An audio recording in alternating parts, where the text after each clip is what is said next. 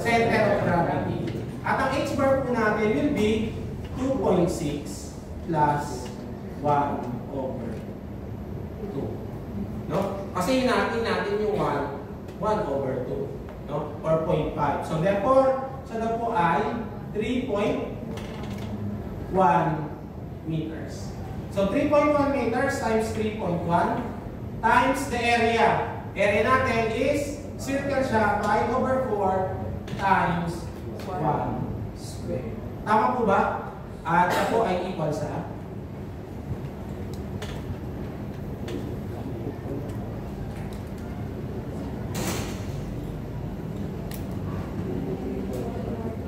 ilan? 33.44 kilo. Ito daw po yung force nag-a-act doon sa circular tape. Ano naman ang location?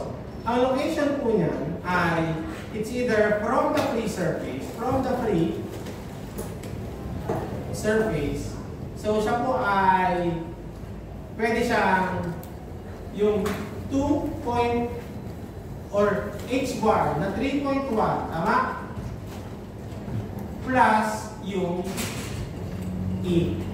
No? So, yung h bar hanggang papunta kay e. Kasi ito po ay c, e. At simula dito hanggang dito kay center of gravity, ito po si h. No? So, kunin natin yung location niya from the surface, simula taas hanggang h bar plus yung e. So, kailangan natin i-solve c.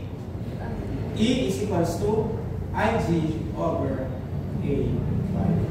Wala tayong problema kay y bar kasi siya ay kapares lang ng h bar. No? Parehas lang siya kasi simple lang yung kanyang, hindi po siya nakadayan. So, kumpitin natin, ano bang IG ng circle? Tanda niyo ba? Pi over 64. Ano po yung radius? Di ba yun?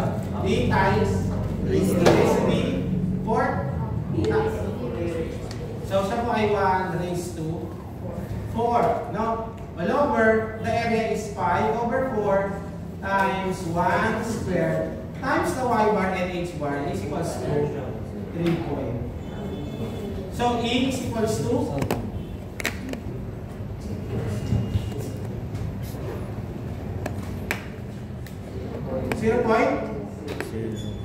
0.02, tama?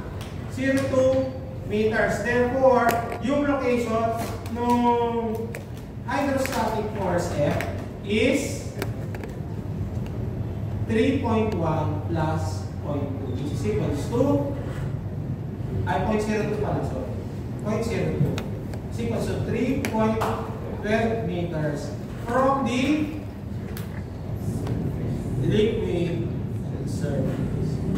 So, yan po ang location ng hydrostatic force. Para kinukuha lang natin yung location ng resultant force, no? Na meron tayo. Okay? Malinaw to. Clear. From the liquid surface to ha. Tamad lang ang sulat.